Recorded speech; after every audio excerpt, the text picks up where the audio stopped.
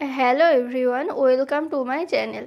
আজকে আমরা ক্লাস 6 ইতিহাসের ষষ্ঠ অধ্যায় সাম্রাজ্য বিস্তার ও শাসন এখান থেকে কিছু 2 এবং 3 নম্বরের প্রশ্ন উত্তর করব। এর আগে আমি চতুর্থ এবং পঞ্চম অধ্যায়ের প্রশ্ন উত্তর দিয়েছি। যদি তোমরা না দেখে থাকো, ডেসক্রিপশানে লিংক দেওয়া আছে, সেখান থেকে দেখে নেবে। আজকের প্রথম প্রশ্ন, সাম্রাজ্য কী? সাম্রাজ্য বলতে বোঝায় কয়েকটি অধীন রাজ্য নিয়ে গঠিত একটি বড় শাসন এলাকা। কোনো রাজার অধীন অনেক রাজ্য নিয়ে সাম্রাজ্য গঠিত হয়। কোনো একজন রাজা অন্য রাজ্য দখল করলে তার অধীনে বড় এলাকা বা সাম্রাজ্য গড়ে ওঠে। পরের প্রশ্ন, অর্থশাস্ত্র বইয়ের লেখককে? অর্থশাস্ত্র থেকে আমরা কি জানতে পারি? অর্থশাস্ত্র বইয়ের লেখক হলেন কৌটিল্য বা চাণক্য। অর্থশাস্ত্র বই থেকে আমরা কি জানতে পারি? অর্থশাস্ত্র টাকা কড়ি নিয়ে লেখা বই নয়, অর্থশাস্ত্র রাজনীতি নিয়ে লেখা বই। রাজার কি করা উচিত ও রাজার কাজের সমস্ত বিষয়ে খুঁটিনাটি আলোচনা আছে এই অর্থশাস্ত্র বইয়ে। অর্থশাস্ত্র থেকে মৌর্য আমলের ইতিহাস জানা যায়। অর্থশাস্ত্রে লেখা আছে, রাজা হলেন দেশ শাসনের কাজে নিযুক্ত প্রধান ব্যক্তি। দেশের মধ্যে রাজার কথাই শেষ কথা। রাজা প্রয়োজনে ছল চাতুরিও করতে পারেন। পরের প্রশ্ন, সম্রাট অশোকের জীবনে কলিঙ্গ যুদ্ধের প্রভাব লেখো। উত্তর, সম্রাট অশোকের জীবনে কলিঙ্গ যুদ্ধের প্রভাব ছিল অপরিসীম। এই যুদ্ধের পর উপগুপ্ত তাকে বৌদ্ধ ধর্মে দীক্ষা দেন। অশোক হিংসানীতি ত্যাগ করেন, যুদ্ধ করা বন্ধ করেন, পশুদের হত্যা করা বন্ধ করেন, মানুষ যাতে ভালোভাবে শান্তিতে থাকতে পারে তার ব্যবস্থা তিনি করেন। পরের প্রশ্ন, অশোকের ধম্ম কী? উত্তর, সম্রাট অশোক ধম্ম প্রচার করেছিলেন। অশোকের ত্রয়োদশ লিপিতে ধম্ম কথাটির উল্লেখ আছে। ধম্মের মূল কথা হিংসা না করা। ধম্মে প্রাণী হত্যা বন্ধ করার কথা বলা হয়। তাছাড়া পিতামাতা সহ সব গুরুজনদের নির্দেশ মেনে চলার কথা বলা হয়। ধনী দরিদ্র সব মানুষের জন্যই তিনি ধম্মের আদর্শ প্রচার করেন। এরপর মহাস্থানগড় কি? মহাস্থানগড়ের লিপি সম্পর্কে কি জানা যায়?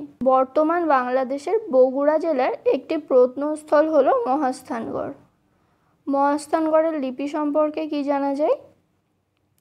মহাস্থানগড়ে মৌর্য সম্রাট অশোকের লেখা খ্রিস্টপূর্ব 3য় শতকের একটি লিপি পাওয়া গেছে।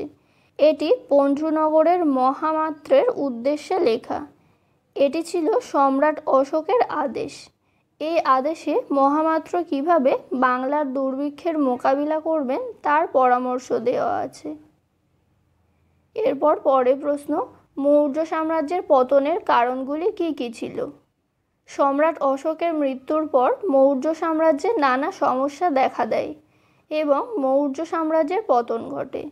এই পতনের মূল কারণগুলি ছিল, ছোট ছোট রাজারা স্বাধীন হওয়ার চেষ্টা করে, অনেক বিদেশি জাতি ভারতে প্রবেশ করে, ফলে পরিস্থিতি জটিল হয়ে ওঠে। অবশেষে 187 খ্রিস্টপূর্বাব্দে মৌর্য সম্রাট বৃহদ্রথকে সরিয়ে পুষ্যমিত্র শুঙ্গ রাজা হন।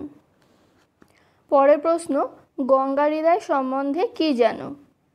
গ্রিক ও রোমান সাহিত্যে মগধের পূর্ব দিকে গঙ্গারিদাই নামে এক শক্তিশালী রাজ্যের উল্লেখ আছে। এর রাজধানী ছিল গঙ্গা বা গাঙ্গে বন্দরনগর। টলেমির মতে গঙ্গা নদীর 5টি মুখ বা মোহনার সবটাই ছিল গঙ্গারিদাইয়ের অন্তর্ভুক্ত। গ্রিক লেখকদের বিবরণ থেকে জানা যায়, নন্দ রাজাদের আমলে মগধের সঙ্গে গঙ্গারিদাইয়ের সম্পর্ক ছিল। আলেকজান্ডারের আক্রমণের সময় গঙ্গারিদাইয়ের সেনাবাহিনীর সঙ্গে মগধের সেনাবাহিনী যুক্ত ছিল বলে অনুমান করা হয়। গ্রিক লেখকের বিবরণ থেকে জানা যায়, গঙ্গারিদাইয়ের জাতি ভারতবর্ষের সেরা জাতি। তাম্রলিপ্ত, চন্দ্রকেতুগড়, দেগঙ্গা প্রভৃতি স্থানের সঙ্গে গঙ্গারিদাইয়ের সুসম্পর্কের কথা প্রত্নতাত্ত্বিক নিদর্শনের সাদৃশ্য থেকে জানা যায়। পরের প্রশ্ন, কনিষ্ককে দ্বিতীয় অশোক বলা হয় কেন? উত্তর, কুষাণ সম্রাট কনিষ্ক ছিলেন এই বংশের শ্রেষ্ঠ শাসক। ঐতিহাসিক ভিনসেন্ট আর্থার স্মিথ বলেন যে বৌদ্ধ ধর্মের ইতিহাসে তিনি দ্বিতীয় অশোকের ভূমিকা পালন করেন। অশোকের ন্যায় তিনিও বৌদ্ধ ধর্মের পৃষ্ঠপোষক ছিলেন। তিনি পুরনো বৌদ্ধ মঠ, বিহার ও চৈত্যগুলির সংস্কারের পাশাপাশি বহু নতুন মঠ, স্তূপ ও চৈত্য নির্মাণ করান।